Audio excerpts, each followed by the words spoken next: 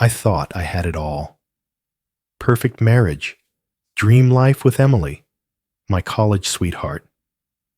But what happens when the person you trust most betrays you with someone even closer? How do you rebuild when your world crumbles in a courtroom? This is my story of love, lies, and finding happiness again.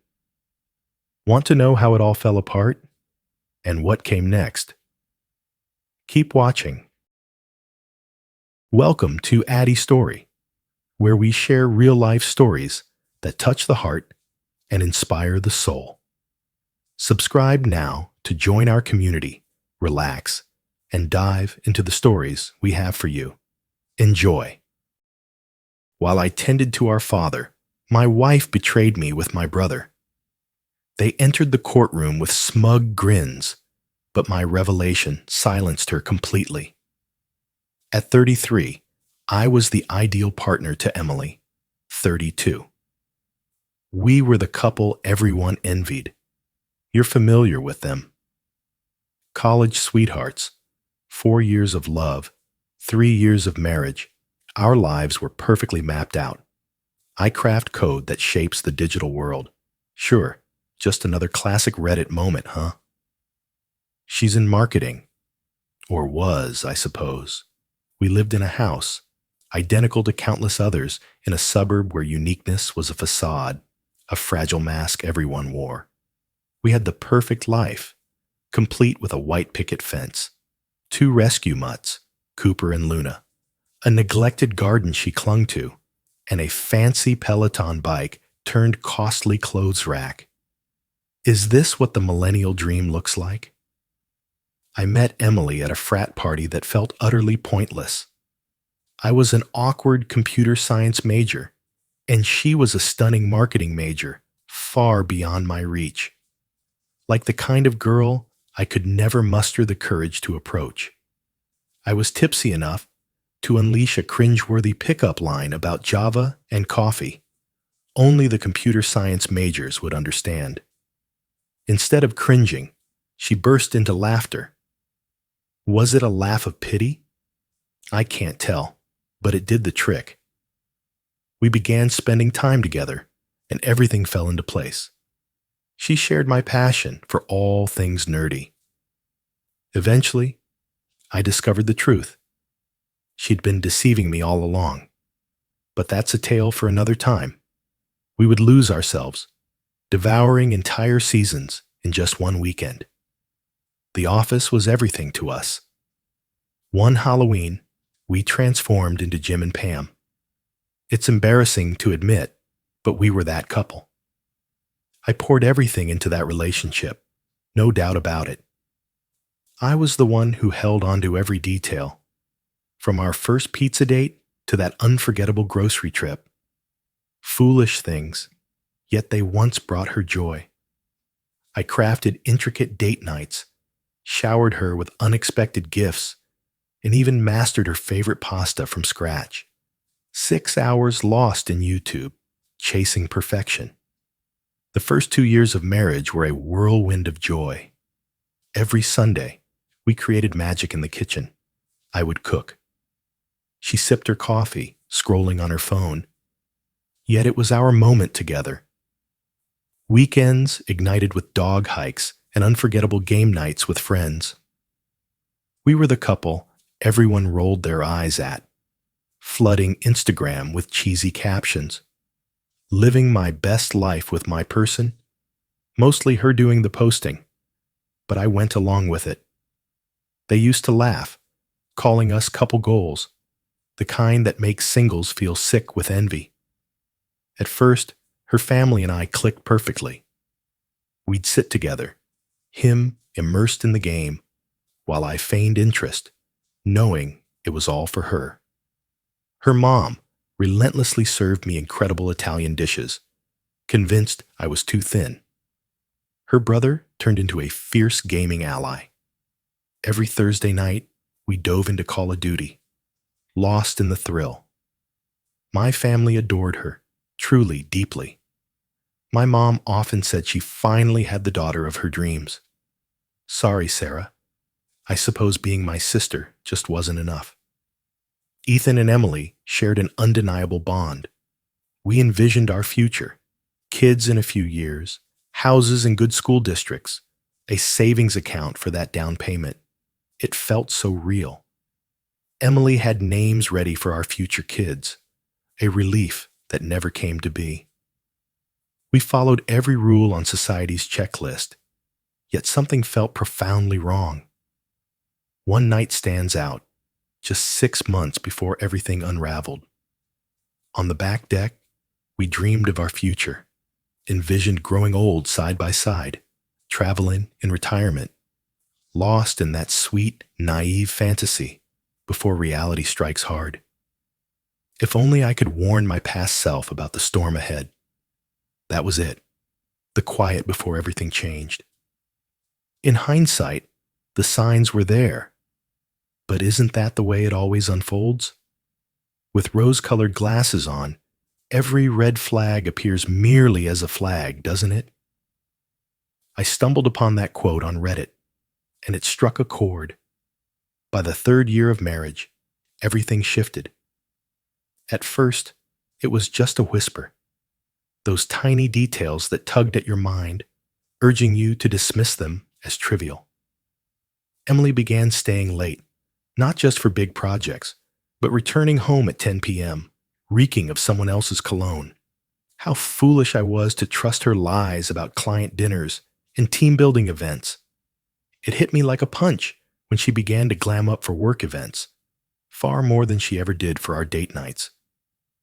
Date nights? Just a punchline now. Friday was ours. No distractions, just us lost in each other, savoring every moment together. Every plan I made fell apart. She was either too exhausted or lost in her phone, leaving me alone in the silence.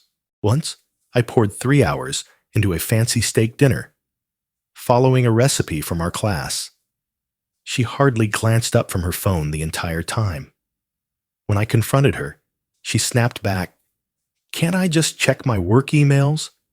Some of us carry heavy burdens." Oh, sure.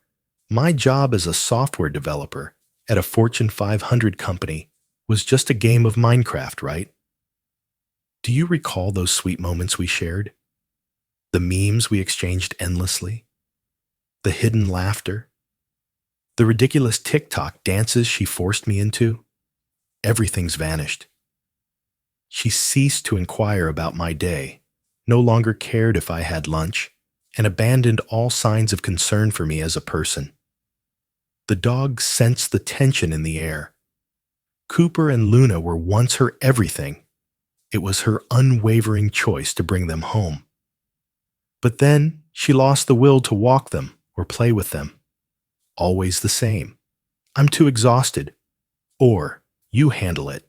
They're your dogs as well." Her presence cast a shadow, and they sank into a deep gloom, as if they felt the weight of something amiss. What's strange? She still craved family gatherings, alive with connection, deeply captivated, constantly questioning when we'd visit my parents again, yearning to spend time with my brother Ethan, playing the flawless daughter-in-law for my mom's eyes. My sister Sarah shot me glances, her eyes pleading, as if a secret hung heavy between us, unspoken yet urgent. I could have pressed her more, but deep down, I feared the truth. I reached out to Emily again and again, but each time it ended the same way. One day, I sat across from her, the weight in my chest pressing down, suffocating. "I sense us slipping away," I murmured, my tone cautious, yet the words trembled with unspoken weight. She sighed, her gaze fixed on the screen, dismissing everything around her. "Wow, you really crave attention, don't you?" "I'm just busy with work," she said, her voice sharp, cutting through the air, as if my request was absurd. I choked down the rising frustration. "It hurts to be apart," I confessed. My words were softer, yet their weight remained unchanged. She sighed, frustration etched on her face, as if I had demanded the impossible. It's not all about you. I'm overwhelmed, okay? I inhaled deeply, grounding my resolve. What if we sought couples therapy just to... She laughed derisively, silencing me before I could utter another word. We're fine, really. Stop doubting yourself. The silence loomed, heavy and charged. I was left in silence, lost in my thoughts. I sat there, struck by the truth. She wasn't busy. She simply didn't care. Isn't this just classic manipulation? Yet, in the moment, clarity eludes you. I began to wonder if I was just too desperate. I began therapy alone, and it proved invaluable when chaos erupted later. What infuriated me more was her constant stream of joyful couple photos on Instagram. She'd demand 50 photos for that perfect, spontaneous moment, only to turn away and ignore me again. We curated a flawless online image, but behind the scenes, everything was crumbling. Classic millennial marriage struggles, I suppose. I began to see other unsettling things as well. She slipped away for phone calls, altered her password, began washing her own clothes after years of our shared mess, and joined an upscale gym across town in Denver, ignoring the perfectly good one just 5 minutes away in Boulder. The signs of betrayal you hear about, the ones you believe will never touch your life. They begged me to listen. My friend Jake, scarred by his own divorce, kept insisting, "Bro, something's off. You deserve more than this." I'd stand by her, find reasons for her actions. She's overwhelmed with work, or everything will improve once this project wraps up. I attempted everything to win her back. Surprise dates, flowers, diving into her favorite hobbies. You can't reclaim what's already lost, can you? She'd only grow frustrated, as if my desire to be her husband was an unwelcome disruption in her life. That day, while doing her laundry on a Sunday, like a fool, I discovered a receipt tucked away in her pants pocket. It shattered everything. It came from an upscale Italian spot in downtown Colorado Springs, the type where a plate of pasta costs more than my entire Netflix subscription. The receipt was from a Tuesday lunch. Strange, considering she said she had a big client meeting that day. I'm not the snooping type, but I trusted her. What a fool I was. That receipt gnawed at me. She boasted about landing new clients, yet whenever I suggested dinner, she dismissed it as inappropriate. But what about lunch? Just make it clear. I crossed a line, and it haunts me. I looked at our shared Google timeline, that unsettling feature that follows your every move. Exactly that one. And wow, there were countless client meetings at hotels, parks, random restaurants, anywhere but her actual office. I pored over her location history for 3 long hours. A thrilling way to embrace a Sunday, isn't it? The pattern emerged unmistakably. Every time she claimed to be working late or attending team events, she was really at the Hilton in downtown Colorado Springs or in a park across the city in Aurora. But here's the catch. Uncertainty gnawed at me. She was somewhere else, with someone else, and the truth eluded me. That's when I discovered the burner phone. I stumbled upon it, completely unprepared. As I reached for her gym bag to tackle the laundry, an old iPhone tumbled out, one of those relics people stash away. But this one was locked, a secret waiting to be uncovered. Later, when I brought it up, she lost it completely. "Hey, I discovered this old phone tucked away in your gym bag. Is it damaged or what?" I pleaded. Her eyes widened, barely glancing at it. In an instant, she surged forward, seizing it from my grasp as if it were a matter of life and death. "That's private," she snapped, her tone cutting and guarded. I blinked, and everything changed. Secret? It's merely an old phone, yet it holds so much history. She held it tight against her heart, every muscle tense with desperation. Why are you digging through my things? Her voice soared, breath racing.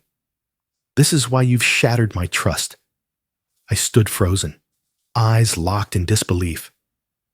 Was I really the one who couldn't be trusted? Her gaze fell away, avoiding mine completely. That's a textbook Darvo tactic. She attempted to twist my emotions, blaming me for uncovering her hidden secret phone. But the most thrilling moment?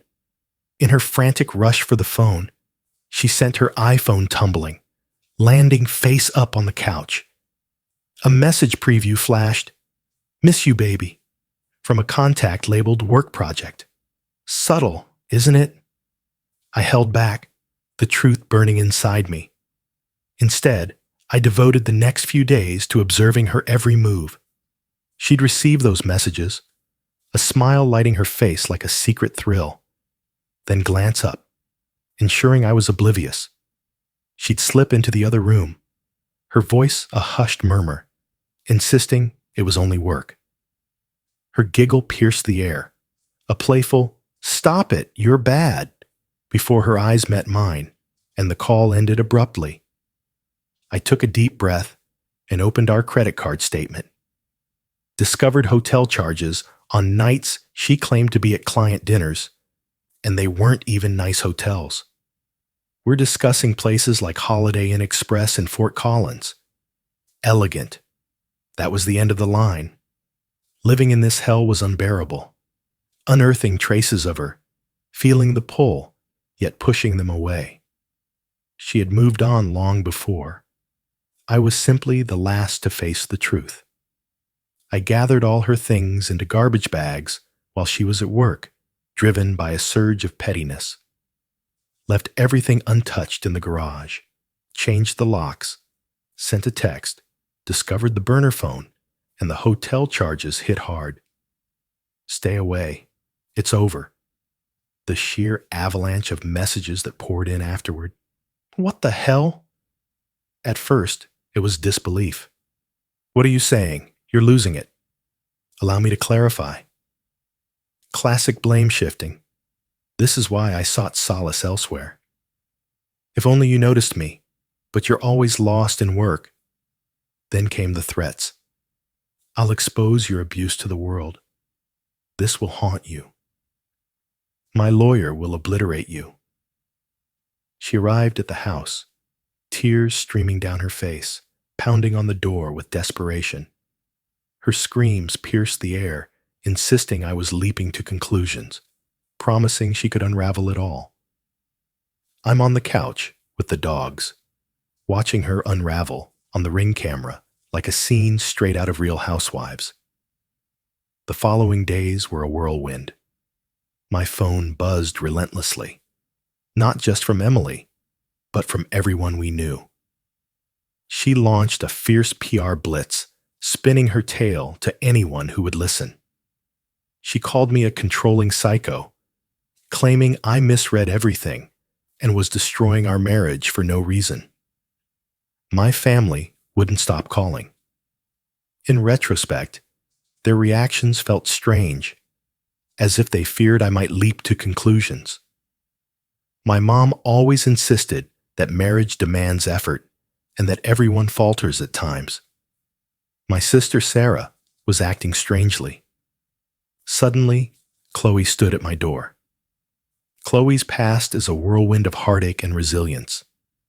She was Emily's closest confidant since college, the maid of honor at our wedding, the heartbeat of our weekly girls' nights, the keeper of all our secrets. She was always composed, yet we never shared a bond. Just the casual greetings when she visited Emily.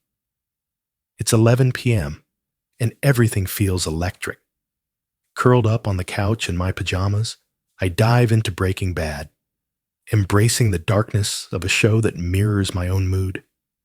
Then, the doorbell shatters the silence. I scan the Ring camera, heart racing, dreading Emily's return. Chloe's there, tears streaming down her face, lost in a haze of alcohol. I breathed out, then pushed the door open.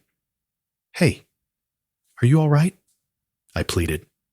Chloe trembled, tears streaming down her cheeks as she fought to regain her composure. I can't keep lying," she whispered, her voice trembling, filled with pain. "She's a nightmare. You're a gem, and she's a nightmare." Her breath trembled as she whispered, "I just fought with her." Her voice shattered. "A terrible one." I moved aside. "Are you coming in? How about a sip of water?" She nodded, barely holding herself together, and stumbled inside. As she sank into the couch, it was as if every ounce of strength had vanished, leaving her utterly defeated. In an instant, everything came rushing forth.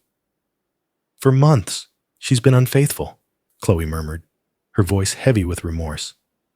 I understood. I understood. I stayed silent. I froze. I always knew it. It was a lingering thought, but hearing it spoken shattered me. "Who is it?"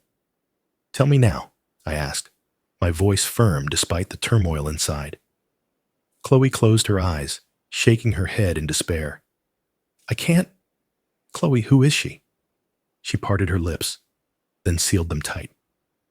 She trembled uncontrollably. "It's more devastating than you can imagine," she whispered. "You'll feel a deep rage towards everyone when the truth hits you." A shiver raced down my spine. Thoughts surged, each one a question I feared to confront. Yet here I stood, with no other option left. We spoke for hours, diving deep into Emily and everything else that mattered. Love, errors, the agonizing truth that the end has come, long before you dare to face it. In that moment, Chloe transformed before my eyes, no longer just Emily's friend, but something deeper, something real. Her dark eyes softened as she spoke, revealing a depth of emotion that captivated me. Her nervous gesture of tucking her hair behind her ear spoke volumes. Her warmth enveloped me, effortless and unforced, a sensation I hadn't experienced in ages. "You deserved better," she whispered, her voice trembling with unshed tears. A hollow laugh escaped my lips. Ironically, she never showed it. Chloe didn't say a word. Her gaze pierced through me, and in that moment, after so long, I finally felt visible. It happened in a rush, a spark igniting between us, and then our lips met. It was never about revenge. Emily was just a pawn in the game. It was a blaze after endless frost. The morning was thick with tension. Chloe's face burned with shame after the spill, and I couldn't shake the nagging fear that I had crossed a line, even though she had initiated the kiss. We promised silence until the divorce was finalized, but that kiss shattered everything. In an instant, my anger over Emily's betrayal transformed into a thrilling anticipation for what lay ahead. Perhaps this chaos was a catalyst for something greater. The coming weeks unfolded in a tangled web of secret messages with Chloe, dodging Emily's relentless need to clarify, all while my family's oddities spiraled further. All around, people chose their camps, yet none of it felt right. Those I expected to stand with me rallied around Emily, while strangers offered their hands in my darkest hour. I hired a fierce lawyer, Daniel, definitely not his real name. In our first meeting, I reveal it all. The burner phone, the hotel receipts, the Google timeline data. He sits, nodding, jotting down notes. Then he looks up, eyes intense, and says, "There's more at play here than you realize, but we'll navigate this wisely." Daniel urged silence for now. Collect proof, hold back, and bide my time. He claimed the truth would emerge in court, insisting it was wiser for me to hold back my cards. As time passed, Chloe and I drew nearer, our connection deepening. After that first kiss, we promised to stay proper until the divorce was final. Yet our texts flowed for hours, charged with unspoken longing. At 3 a.m., she'd fire off silly memes or share songs she believed would resonate with me. It was nice. Really, just nice. Emily pulled every stunt imaginable to reach me. She showed up at my job, got herself banned by security, sent friends to guilt me, and even tried to use the dogs, suddenly claiming she missed them after ignoring them for months. My family's behavior was utterly bizarre. My mom's dinner invites felt off. Every time I asked about the guest list, her demeanor shifted, leaving me uneasy. Ethan, my brother, vanished from our online games, yet shared snapshots of family gatherings I was excluded from. Sarah was completely dodging me. Chaos reigned the day before court. Daniel, my lawyer, called. He warned me to brace for the unexpected tomorrow. Anything could happen. When I sought more details, he simply replied, "Trust me, you'll want to be seated when the truth unfolds." Everyone was sending me mysterious messages. My mom sent a strange message. "I hope you can forgive her." Forgive who? Why? Sarah, my sister, called 6 times, each time hanging up before I could pick up. Even Jake, who'd gone silent for weeks, reached out. "You holding up, bro?" Messages sent in the dead of night. Chloe was acting strangely, her behavior unsettling. For weeks, our texts flowed endlessly, light, casual. Then, without warning, she fell silent. Her final words pierced through the silence. "I'm so sorry. You'll hate me tomorrow, but please remember I wanted to tell you." Then, nothing. Silence engulfed everything. I scrubbed and organized, driven by a whirlwind of anxiety. The dog stared at me, a mix of urgency and calm, refusing to stray far away. We collapsed on the couch, lulled by the chaos of kitchen nightmares, Gordon Ramsay's fierce shouts wrapping us in a strange, warm embrace. At 3 a.m., an email from Emily arrived. "Please read before tomorrow." Did I dare to open it? Absolutely not. Archived it quicker than my ex could deny it, but I can't pretend I'm not intrigued. Then it fell. "Hey man, don't go to court tomorrow. We can sort this out without the chaos. I'll fill you in later." That night dragged on, a blur of memories flashing on my screen, while I sat alone on the couch, wide awake and lost. Stumbled upon this photo from last Christmas. Me, Emily, and the whole family. All smiles, lost in a moment where nothing else mattered. Strange how everything can change in the blink of an eye. Daniel texted me at 6 a.m. "Wear your navy suit. Look successful, not flashy. Whatever happens, stay calm. I've got this. Trust me." I arrived at the courthouse in Denver before dawn, my anxiety dragging me from sleep like a relentless alarm. I sat in my car for an hour, eyes glued to the door, pondering how many lives were unraveling inside today. Chloe arrived, her eyes heavy with exhaustion. Our eyes locked for a moment, but she simply shook her head and disappeared inside. That's when my stomach began to churn violently. My parents arrived, their faces etched with worry. My mom reached out to wave, but Dad held her back. They rushed in, urgency etched on their faces. Sarah burst through the door, her heels clattering against the pavement as she sprinted toward my car. In that moment, a chilling certainty gripped me. Something terrible was coming. Entering that courthouse was like stepping toward my own doom, but I had no clue what awaited me within those walls. There I sit in a lavish courtroom, just like the ones on TV. Daniel, my lawyer, is beside me, rifling through papers as if he's hunting for the world's most dangerous secret. The room hangs in a strange stillness, That suffocating silence just before chaos erupts. Suddenly, the door swings wide. Emily stepped in, clad in an innocent white dress, as if she were auditioning for the role of Virgin Mary. But it wasn't the dress that left me breathless. She's gripping my brother Ethan's hand tightly, right there in court, in front of everyone, in front of me. In that instant, my mind went blank. All the odd fragments fell into place. The family's strange behavior, Chloe's guilt, Ethan's abrupt absence from my life, and those client meetings when Ethan was meant to be working late.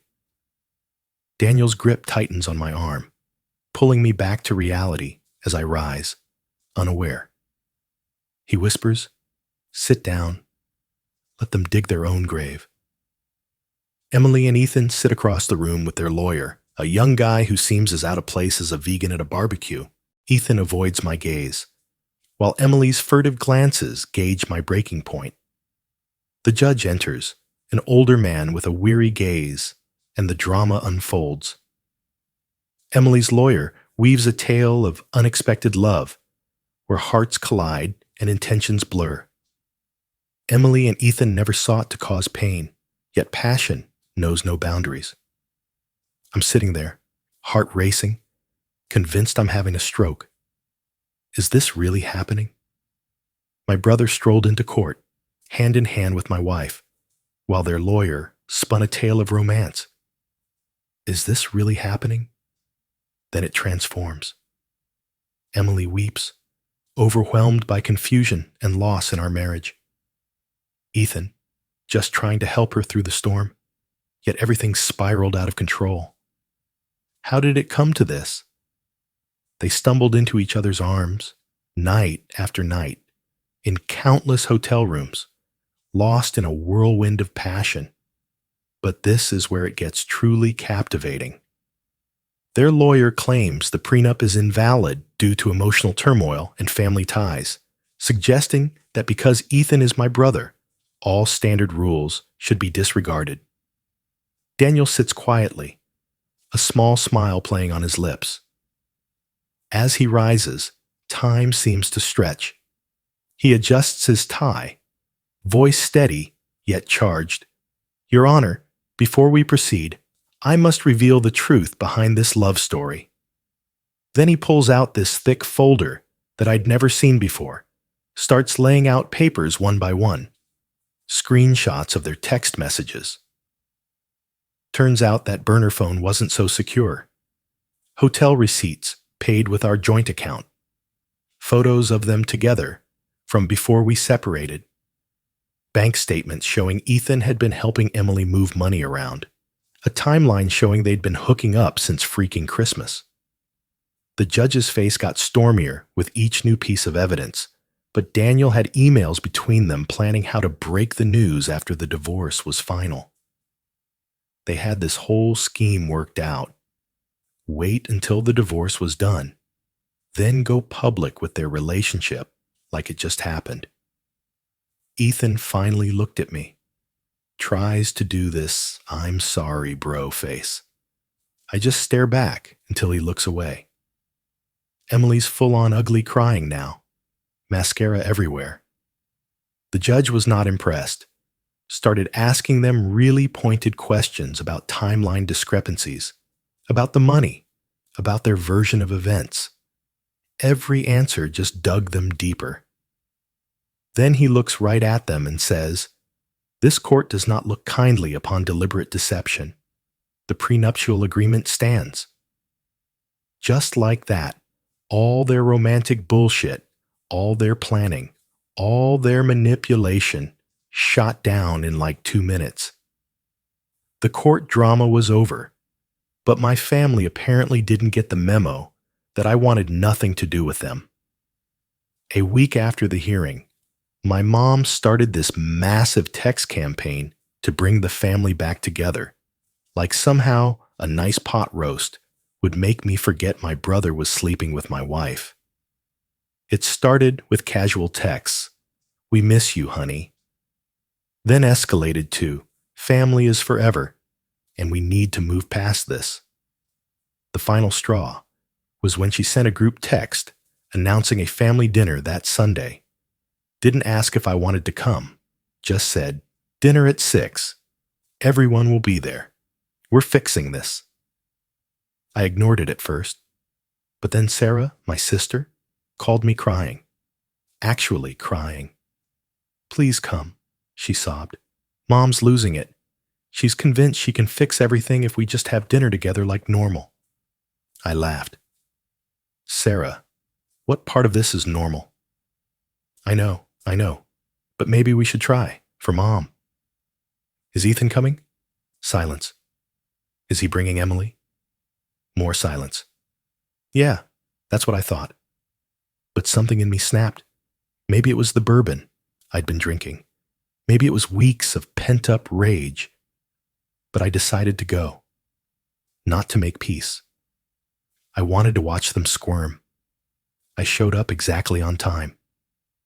Everyone else was already there, sitting in the living room like it was any other Sunday dinner. Ethan and Emily on the love seat, Mom fussing with appetizers, Dad pretending to watch golf.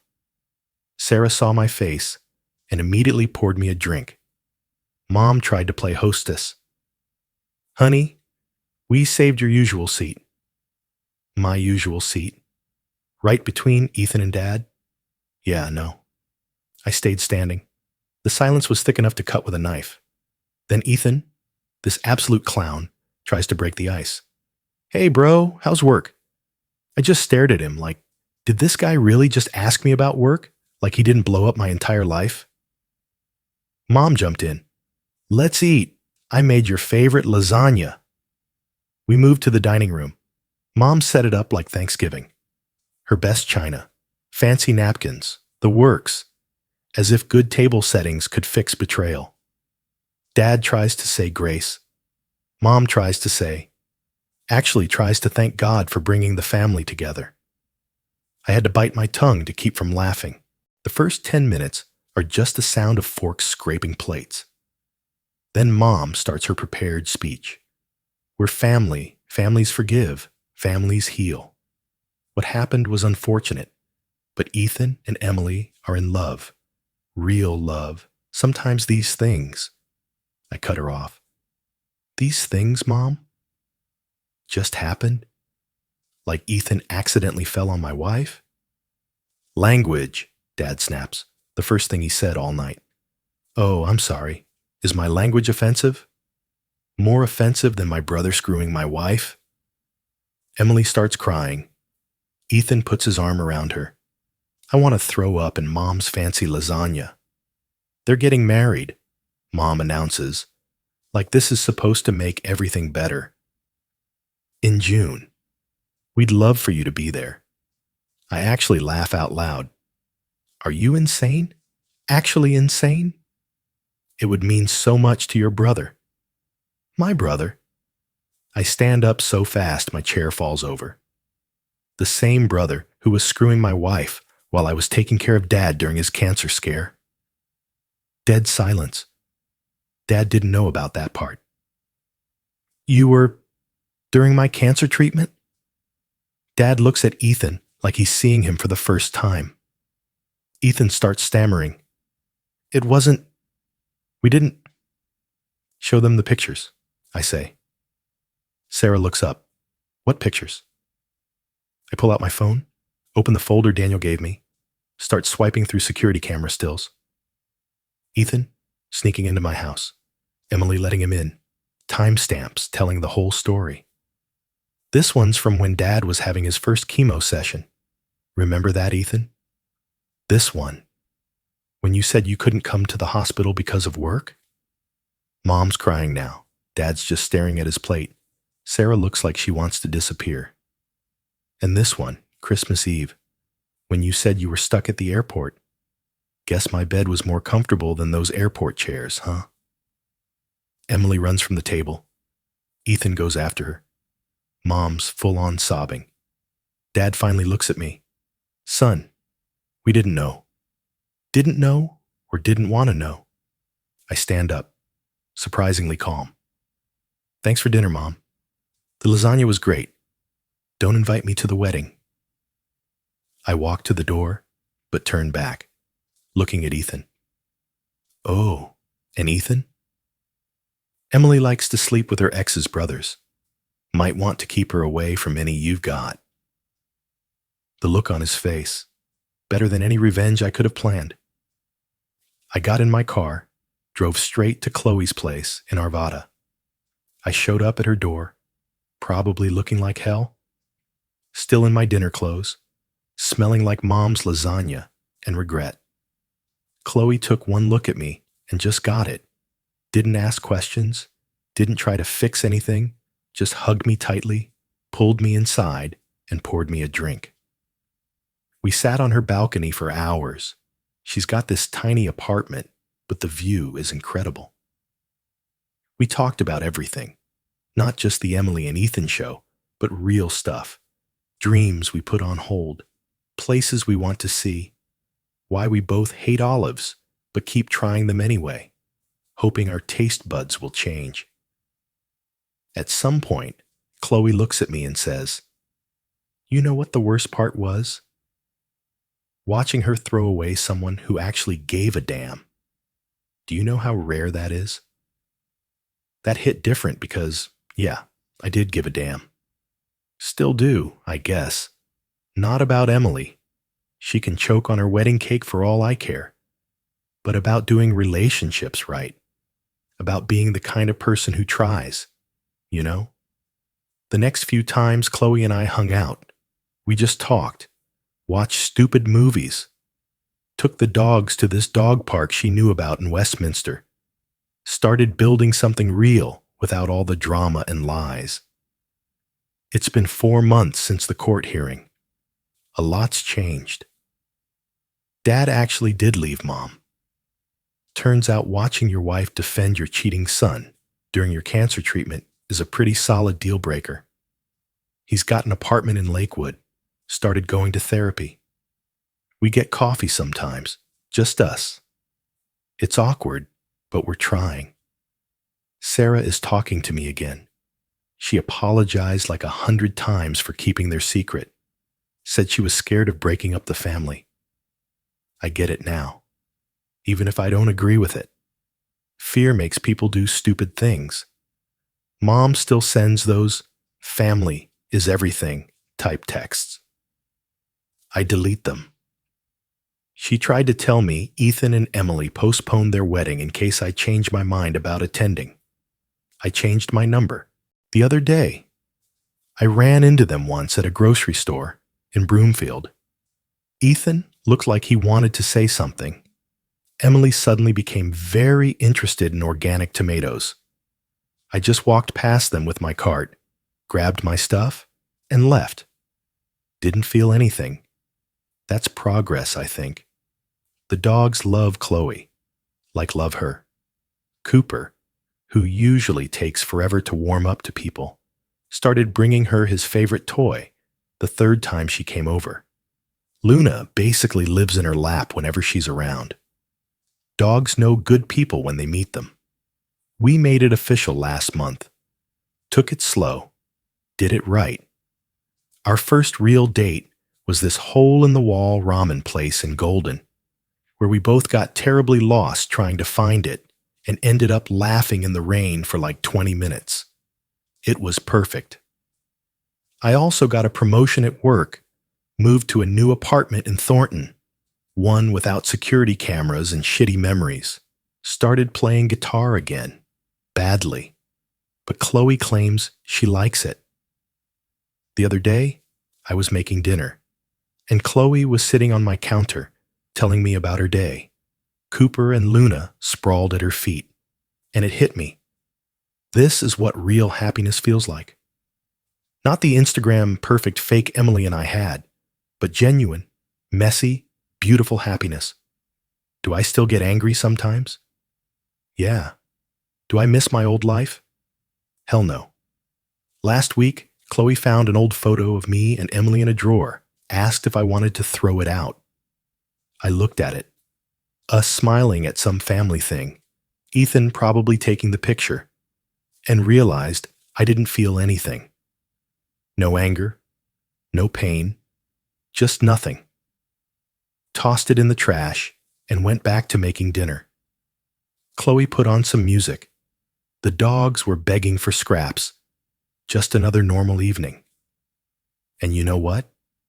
Normal is pretty damn good. Thanks for watching this story on Addy's Story.